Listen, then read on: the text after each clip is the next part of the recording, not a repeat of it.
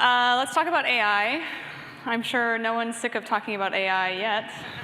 It's 5:01 p.m. What I want to present to you today is a little bit of a knife to cut through the hype. So there's a lot of claims out there of, Google engineers save 10%, X company is writing 100% of their code with AI. There's a lot of whiplash that you can get when you go just scrolling through LinkedIn. The reason why you should trust me about what I'm about to tell you about the data that I'm going to share, I'm CTO at DX, we're a developer intelligence platform.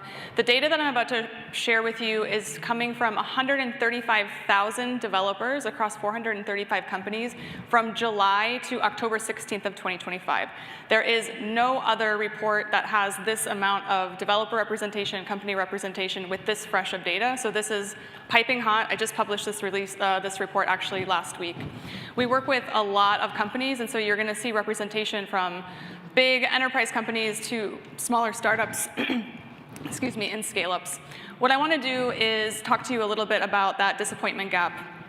There's a lot of hype out there, and engineering leaders are kind of feeling disappointed because there's a lot of pressure from the executive team. There's also a lot of pressure from your engineers to deliver tools that they like to use. So let's talk about the real results that are happening to cut through that hype a little bit. Across the industry, and this is corroborated with other independent studies independent of DX, but we're seeing about 90% of developers using AI at least once a month to do a coding task. That number comes in around 91%. We have 72% roughly of those folks using AI daily or weekly. So they're engaging with an AI coding assistant, specifically daily or weekly. This amount of penetration in the organization is, it's becoming as commonplace as source control or other tools. So, adoption was something I recommended tracking really heavily. Maybe last quarter, the quarter before, organizations doubled down on getting adoption numbers up. We're really seeing that pay off with this high amount of adoption. Adoption does not equal impact. If you're tracking adoption, that's a great first step, but it's not where you should end. You need to keep going further and figure out what is the impact of these AI coding assistants on my engineering org. One of the high-level signals that we look at DX is time savings. This is an early signal, a leading indicator, not the only number to pay attention to, but we want to get a sense of, does this tool actually save time for developers? We're looking at around 3.8 hours a week for regular users of AI. This is drastically different than the 10x, 100x productivity boost that gets covered a lot in LinkedIn articles and other things. We're seeing about 4 hours, and what's interesting is this number has stayed the same largely across the last few quarters. So even though adoption has swelled since the beginning of 2025, we're actually not seeing a lot more time savings. There's a variety of reasons, and I go into depth in the actual published report, which I'll link to at the end. AI-authored code. This is really difficult to measure. This is difficult to measure because we don't have great telemetry from every single engineering tool, our AI code assistant tool. We do have the ability for developers to self-report, and we have some limited telemetry. We ask a very specific targeted question about AI-authored code, and we're seeing about 22% across the industry, regardless of intensity of usage, AI-authored code without modification, significant modification from humans actually being merged upstream. So that's what we're looking at. Good reality check for some of the vendor claims out there about 50%, 80%, 90% of code being authored by AI. One thing that is maybe not so, that is maybe obvious but also not so obvious is that AI users are shipping more PRs. So we're seeing about 60% more PRs for daily users of AI versus their counterparts who don't use AI at that intensity. This number is really interesting and it looks really great up here, but if you don't connect it to business results and don't connect it to the the fundamental definition of engineering performance, numbers like these are just vanity metrics that can really lead you down the wrong way. So we need to look at these numbers all together. I can only fit one number on a slide, but please don't use that as an example that we should only be looking at this one number. It is an interesting data point, though. One of the things I want to highlight is that all of these are average numbers, but the average really obscures the great variation in AI impact that we're seeing across the industry. So right here, what we're looking at is code maintainability and change confidence, so two quality measures. We see that The companies that are up into the left, or sorry, up into the right, are excelling in change confidence, so that's a quality metric, and code maintainability. We also have companies down here in this sad quadrant, where AI has actually hurt their code maintainability, hurt their quality, and we have companies all over the place. When we look at an average here, we see kind of things clustering in the center, and that sort of skews our perception. There's a huge variation of impact, and the only way to know what's happening at your company is to have continuous measurement.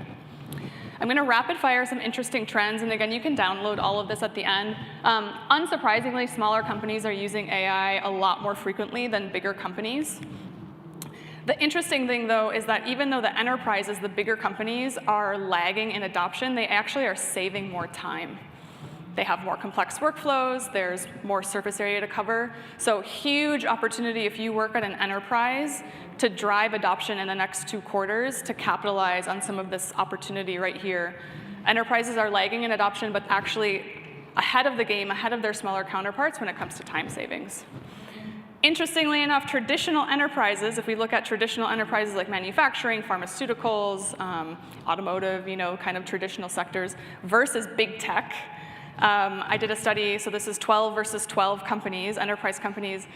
Big tech lags behind in daily usage from traditional enterprises, which is very counterintuitive. Traditional enterprises have extremely structured rollouts because they're more highly regulated. They have to practice more change management. Because of that, they get a lot stickier adoption that lasts a lot longer and more consistent adoption. One thing I want to highlight is shadow AI. So you can look at the methodologies of how we classify different categories of users, but one thing that was very consistent was that users who had, excuse me, no evidence of usage in their enterprise license from their company were still reporting that they were using AI and saving a lot of time. So there's no way that these unknowns, no data, are using AI, never. The numbers just don't line up. It would be extremely improbable for that to be the case with the data that we have. One thing I want to call out is that onboarding is a really awesome use case for improving productivity and improving performance with AI. If we look at Q1 of 2024, so this is before AI coding assistants were really widespread, we were looking at about, 78 days between a developer's start date and when they merged their 10th PR upstream. That number in this most recent quarter is 30. If I were to overlay AI adoption, we can see a really strong correlation here. So AI is accelerating onboarding. What's interesting is that Microsoft did another study that the PR habits and the PR throughput of a developer early on in their onboarding is very predictive of their performance for the next 2 years of their career. For the next 2 years. So think about the impact that onboarding can have. That AI can have on onboarding. And not just new hires, but also people coming to the project for the first time. AI is not a silver bullet, and if there's one thing that you take away from this talk, I want you to think about all of the bottlenecks that you have in your software development lifecycle. Applying AI to the code authoring process is not going to get you very far. Again, that 4-hour time savings has stayed pretty consistent over the last couple quarters. The companies that are seeing higher time savings and higher efficiency gains are those that are taking AI out of code authoring and applying it to other bottlenecks. Meeting times and interruptions have been and will forever be, as far as I'm concerned, the biggest bottlenecks and the biggest points of friction for development teams. I think some engineering leaders might not want to hear this because these are organizational problems that can't really be solved super clear with AI. I think there's a lot of potential for AI to help reduce meeting load and interruption and increase focus time. You need to measure this stuff in your organization in order to have a really good view of where the bottlenecks are and what the impact of AI is. If you're not measuring AI impact yet, you're listening to me talk and saying, well, this all sounds nice, we're not doing anything, should I be worried? I think it's not too late. Start now, then it won't be too late. We took the year and a half of field research and research across all of these companies and distilled it into a framework, which you can find here. If you Google the AI measurement framework and maybe my name, it'll come up. This is our recommendation for metrics that you can track. A lot of them you can track just with self-report. You don't need super fancy ETL pipelines and business like analytics tools in order to do this necessarily. You can get started with a baseline pretty quickly, but the best time to do that is now. because then you can start measuring and benchmarking against yourself, and that's going to give you the most accurate view of what impact AI is having in your organization. Here is the QR code to download this full report. It's beefy. It's like 30 pages or something. It's got all of the data, methodology, sample sizes, all of my analysis.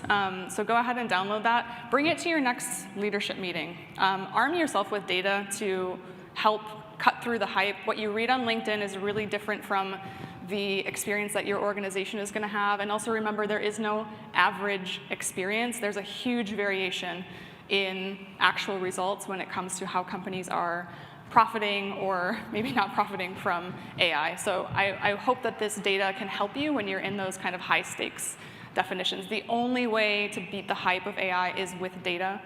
So use this data as a data point, but more importantly, the data in your own engineering organization is the ticket to cut through the hype with a solid knife. Great, that's all I have for you. Thank you so much.